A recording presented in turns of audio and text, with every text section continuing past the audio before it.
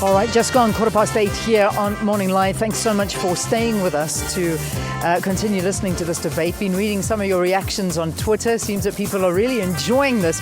And some are getting upset by the booing. I don't know why. This is politics. You've got to know that and understand that there's going to be booing happening at these political debates. Musi, they're worried about you. They're thinking that every time you speak, you're being booed by the ANC. Oh, well, it's time for change, you know.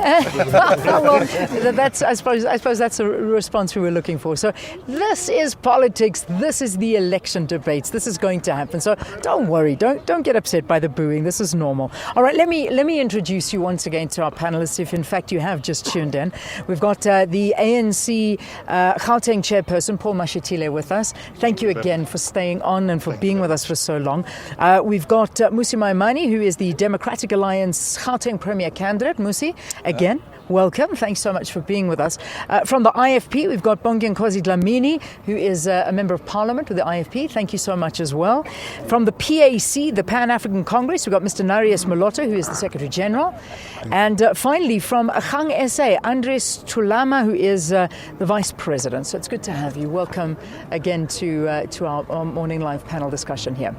All right, before we ended off our panel discussion in the previous hour, we started speaking a little bit about I suppose I can't classify it as all the elders of the ANC, but the one spearheading it is Ronnie Kasrils, saying that he's not happy with what's happening inside of the ANC, and he's urging voters to either not vote for the ANC, vote for smaller parties, or spoil your vote.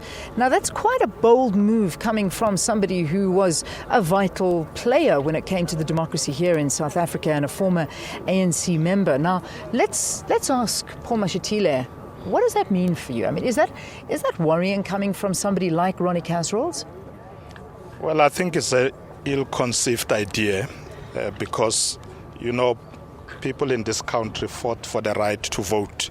And I don't think we should play with that right.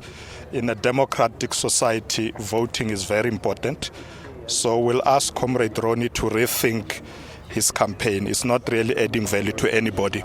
I want to urge people on the 7th of May to go out there in their numbers to vote and really exercise their democratic right. On our side as the ANC, we know that millions of people will come out on the 7th of May to vote for the ANC. So this campaign for me really must be rejected with contempt. So you're asking for people to reject this campaign, get out there and vote. And I think a lot of people do feel that way. I mean, it's not just not voting is not good. It's not an option. It's got to stem from somewhere. And stemming from what he is saying is he's not happy what he's seeing. He mentions the word corruption within the ANC. Again, this is a worrying factor. And again, also in the run-up to the elections, corruption, it's a problem. How do you feel about that? Well, concerns about corruption must be addressed. Many people forget that, in fact, the public protector was appointed by the ANC government. We are the people who started the SIU.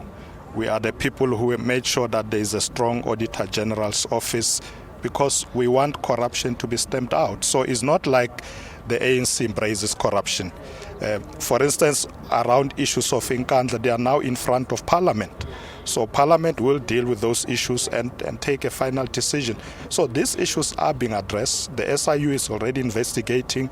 So on our side as the ANC, we are saying where there's corruption, we must act and act decisively. And that's what we're going to do all the time going forward. All right, let's move on to the DA now.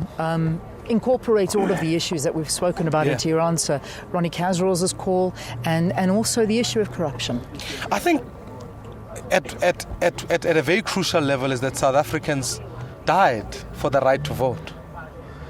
I think there's a profound quote by Nelson Mandela that said that if the ANC government does to you what the apartheid government did to you, then do to the ANC government what you did to the apartheid government. And I think that was a sentiment that said that you needed to vote. If you believe there's a necessity for change, then you need to vote for change. And I think people accept that.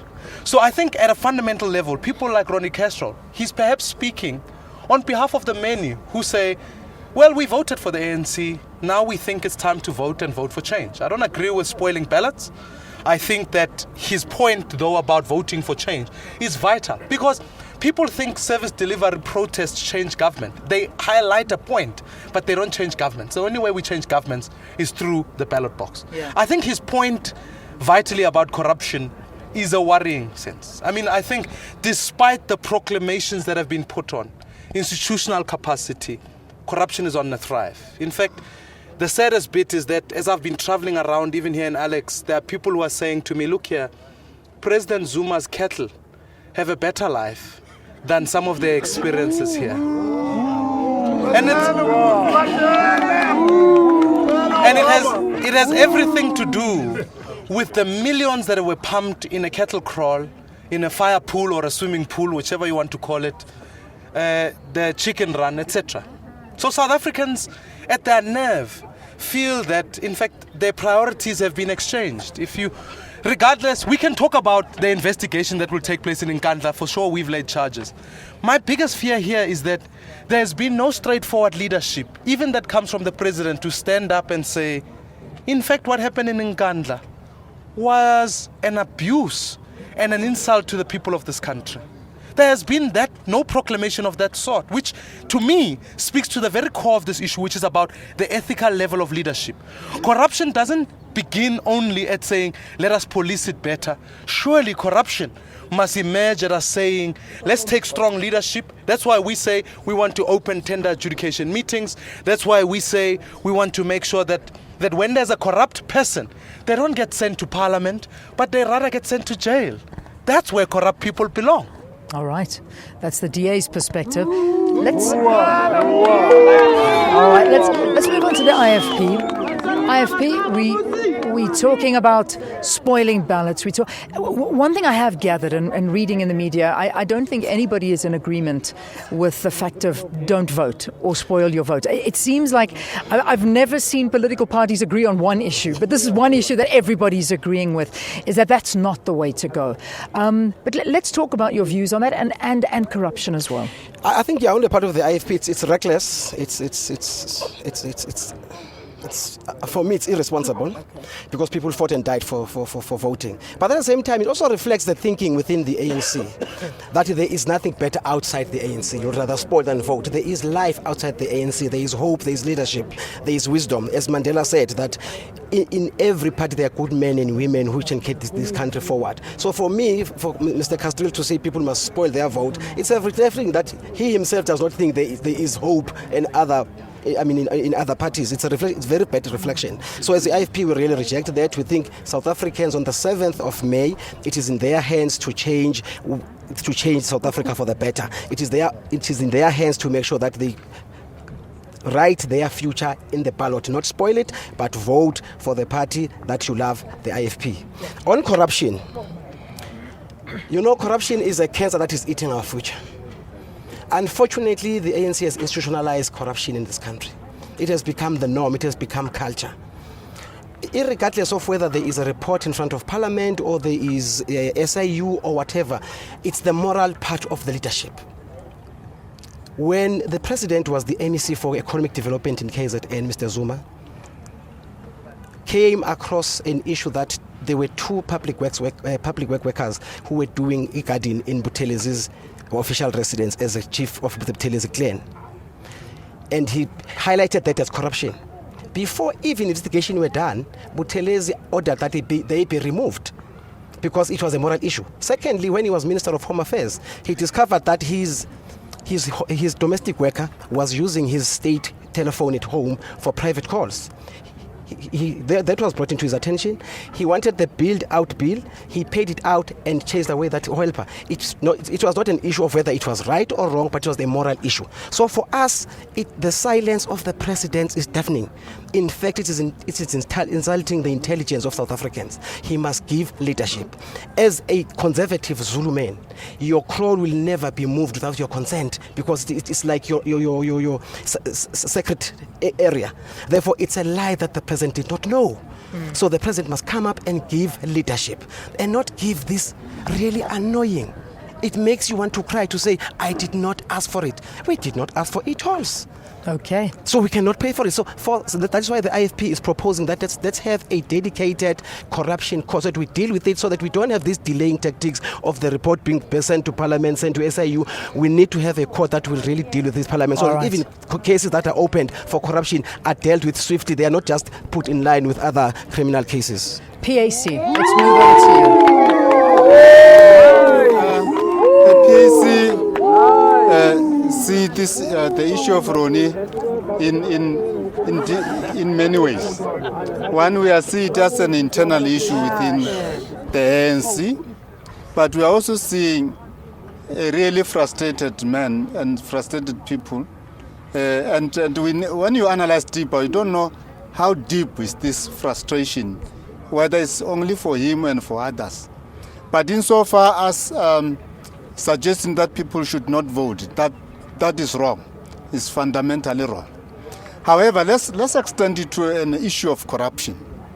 Corruption has tainted the liberation movement as a ruling party in this country. It's bad.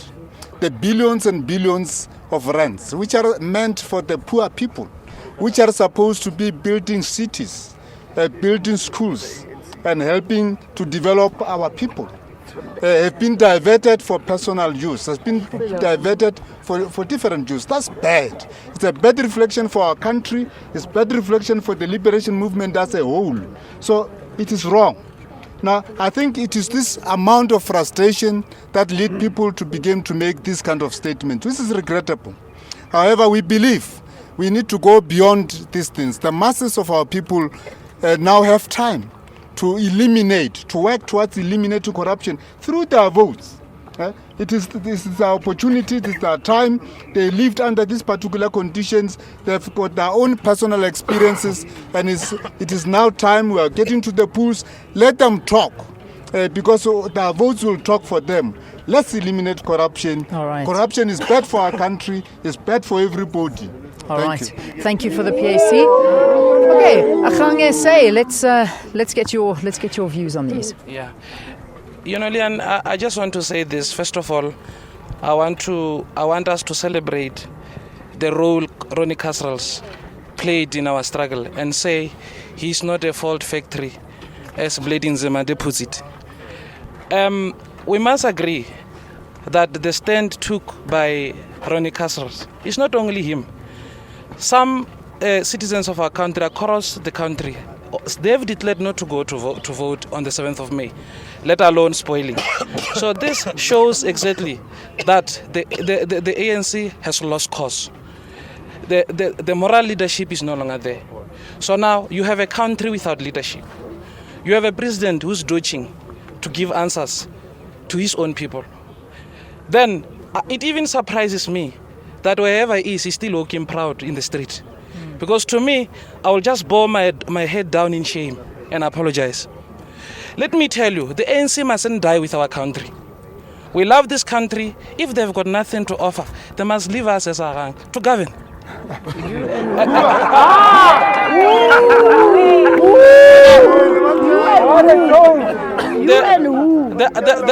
The other thing that I want to say to the ANC, they must remember very well, we all benefited from their efforts of 100 years.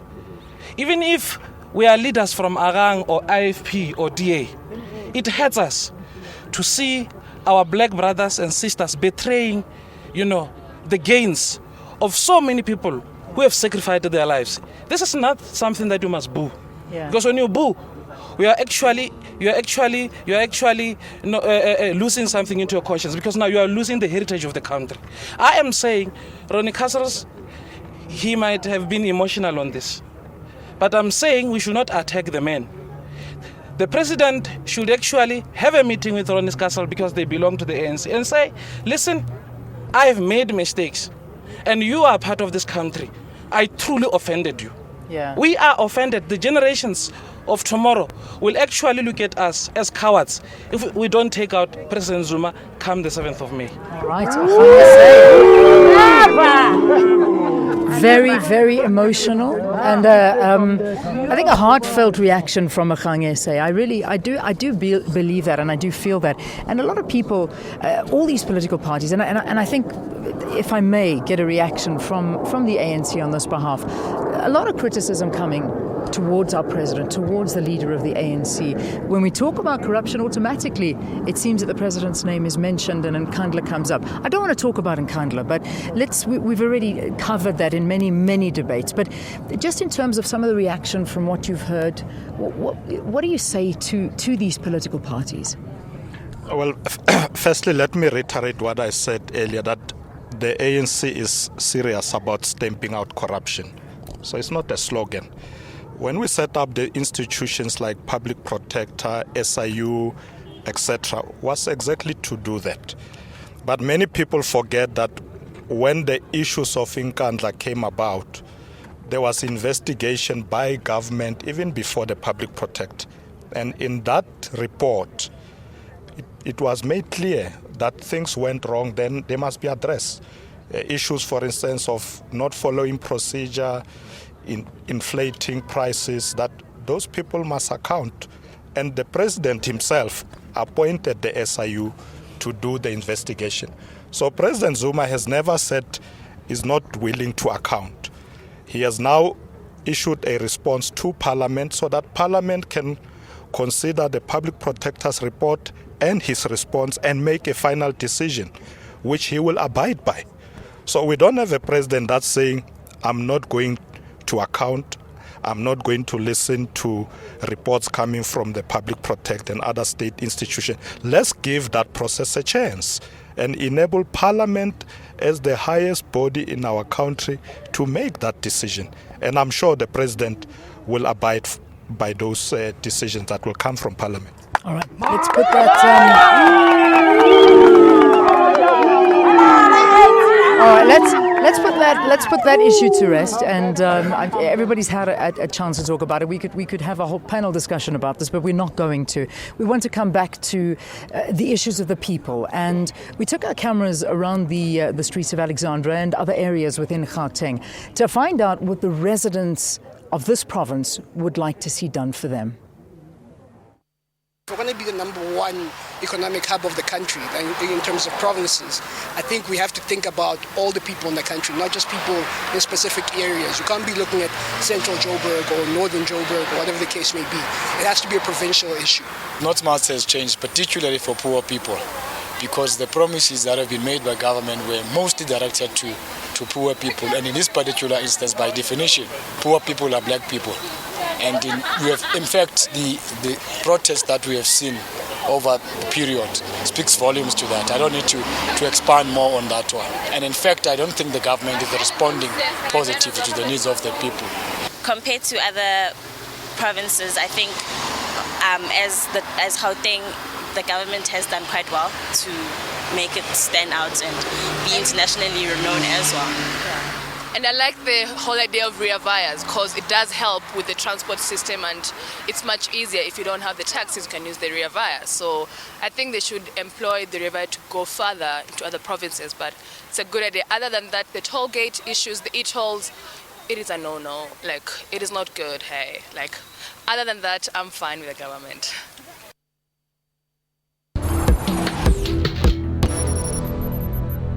We left with 6 minutes, ne? 6 minutes. Stand by.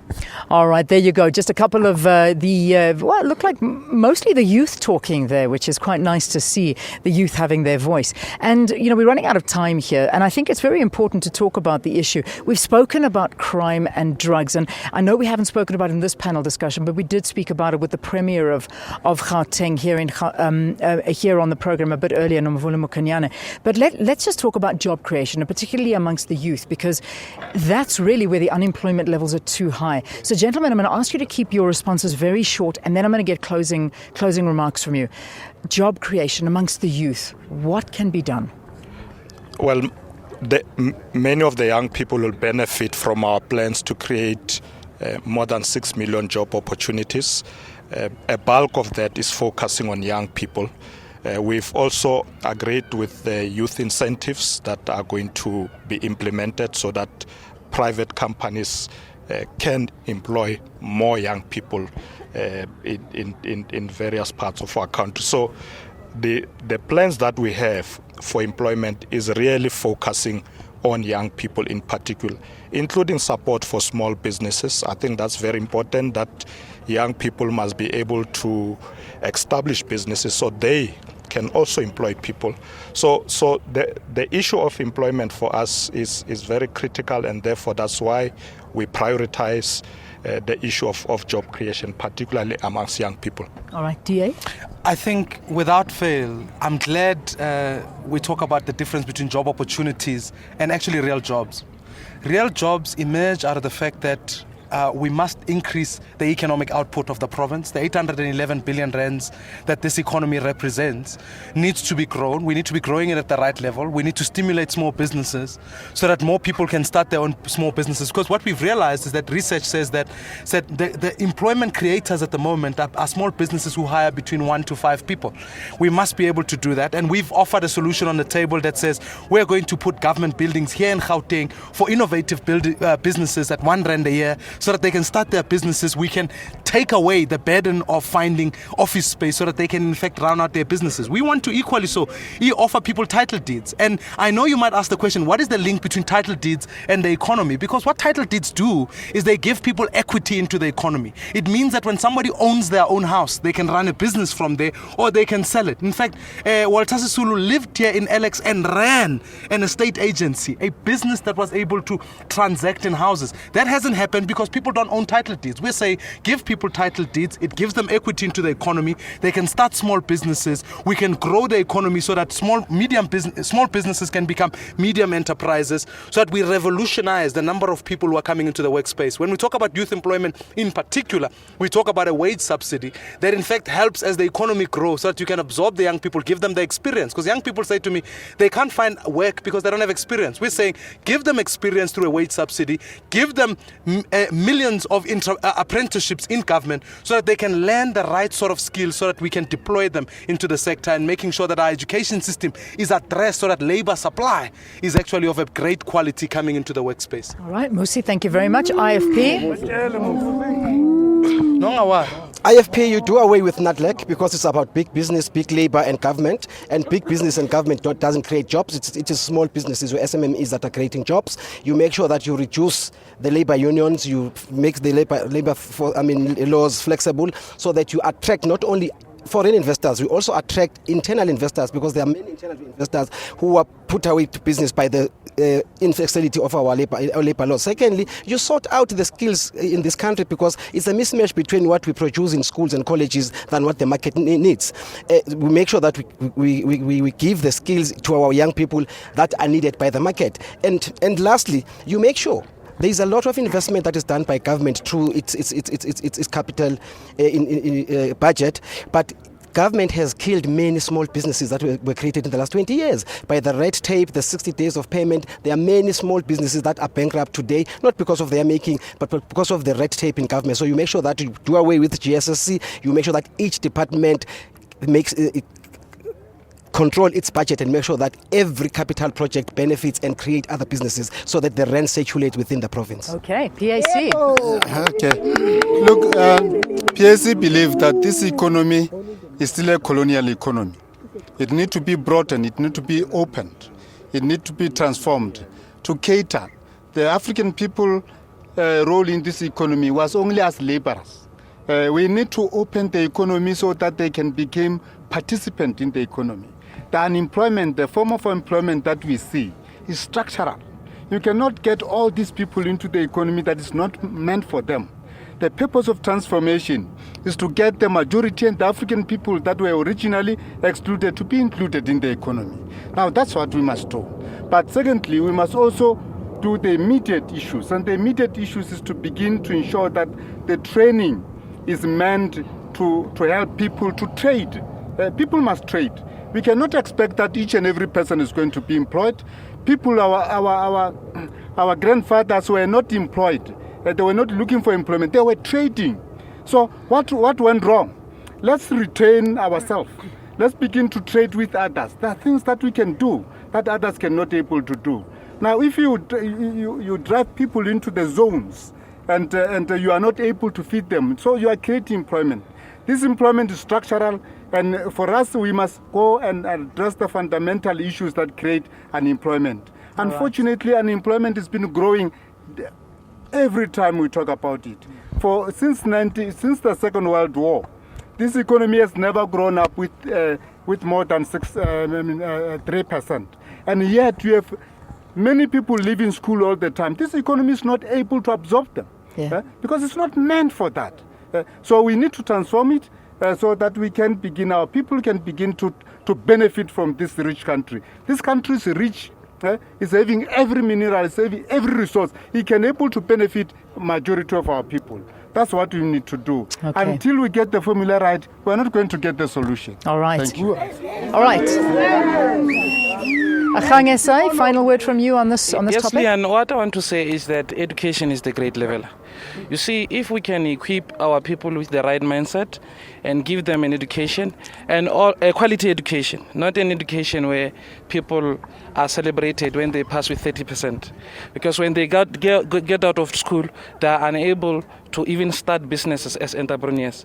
But what is important above all is that you need government that is capable of cultivating an environment where our people can be able to start businesses and begin to have self-esteem in terms of moving forward. Because you can't have, government can't be a biggest employer, because what you'll see expanded programs where people are only working for 3 months or 6 months. After that, they are no longer employed. So all I'm saying from Arang is that education must be given, a priority, quality education, and also entrepreneurship, encourage it, cultivate an environment for people to start doing for themselves. Okay. Thank you. I'm giving you, and I want all your answers to be that short, okay? I'm complimenting you on your answers. They're nice and short. Okay. So I'm giving you 30 seconds to close this debate and to give us that voting pitch, okay? So here we go. From the ANC, 30 seconds. Why must we vote for you? We want people to vote for the ANC because we have plans to move South Africa forward. We will be investing billions of rands into the economy to ensure that there's proper infrastructure, create employment, make sure that there's proper transportation. As I said earlier, Ravaya is going everywhere, including here in Alexander is coming. So I want to say to our people, we have plans. We come with 20 years of experience in government. We are not going to learn the ropes. We're going to hit the ground running to make sure that there is a better life for all. All right, there you go. That's the ANC. The ANC promising a better life for all. The DA, what are you promising us? In 1994, South Africa underwent an incredible change. That change meant that we could begin to grow in the right direction, and we saw that under President Nelson Mandela. 2014 is another opportunity for South Africans to bring about that change, a change that will set this country in the right direction. That's why we talk about the fact that we're together for change. But we equally so highlight the fact that what this economy needs, it needs a capable government of the right people, not cadres. It needs a space where we can provide decent education. We can make sure there's access to healthcare. We can make sure that we bring about an economy that grows at 8% in order that we can have unemployment in a short space of time. And that's why equally so we say we're together for jobs. So when people are looking for change and jobs in these elections, we believe they vote for us. We've proven we run a province that has delivered employment, that has delivered basic services ahead of any other province, and we want to make sure Gauteng at least has some decent competition. All right, there you go. Vote for change, vote for the DA. That's what they're saying. IFP, what are you telling us? We are a great nation. We are a country of great possibilities. South Africa has good plans. South Africa has all the resources. We are a rich country, but we lack moral leadership with integrity. And the IFP has the history of moral leadership integrity. South Africa is crying out for moral leadership. The IFP can give it. That is why we are saying as IFP, the stronger the IFP in government, the stronger our country. That is why we are saying to South Africans, it is in your hands. The power of the vote is mightier than a bullet. It is in your hands. You can change this country and give South Africa leadership, integrity and morality. All right. Thank you, IFP. It's in your hands, South Africa. It's in your hands. And PAC, talk to us. PAC has been very consistent. We are saying to the people of this country that let them reward the consistency and the principle stand that the PAC has always stood for. We believe we can change the life of the people of this country by putting the land and the resources in their own hands so that they can make progress socially, economically, and otherwise. Now, if you look as to what went wrong, I mean, we did vote in 1994. Democracy is in our hands. That one is there. What is lacking is the social and economic development and progress. That's where the PAC is focusing. To transform and to change the life of our people, we need the fundamental issue, the land. And we believe these elections are about the land. The people should be able to vote for the land and have it in their own so that they can begin to make progress. Therefore, we believe the people of this country need to reward PAC, need to vote for the PAC. All right, there you go. Vote PAC, you're voting for land. Okay, that's what the PAC are saying. And finally, a hung essay.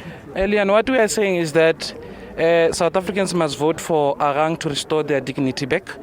And also what we are saying is that South Africans must vote for Arang to make sure that the ANC understand that even if they fought for the struggle, they fought for the freedom of our people, they've got no right or elections to have such a situation where everybody who is connected to the ANC become richer. In 24 hours, you become the member of the ANC, you are actually connected to tenders. So such government discourage and destroy the trust that South Africans should have to their government. So we are saying vote Arang. Arang is the only party that will give these people what they deserve. All right, there you go. That brings us to the end of our debate for this morning. Gentlemen, thank you. Thank you for being with us. Thank you for putting your necks on the lines here and certainly talking about some of these very pressing issues here in our country. And I think we've covered quite a bit when it comes to the province of Gauteng. Good luck for the 7th of May. May the best party win. That's what we can say. All right, so let's link you to an insert here. And it's this is an uplifting insert and a good story insert, actually. A 19 million rand enterprise incubation hub. Now, there's too much happening in front of me, but I'm just going to link you to this insert about this incubation hub that was launched here in Gauteng. Take a look. From sewing to carpentry, steelworks to baking, these are some of the township entrepreneurs who are being groomed to become well-established manufacturers of the future. 36 entrepreneurs and cooperatives are being trained in the initial phase of the program.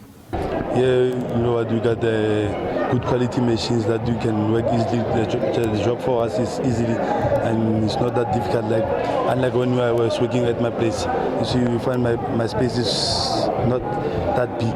In that way, I struggle to store my stuff. When we are in Gauteng Enterprise Hub, we are into incubation.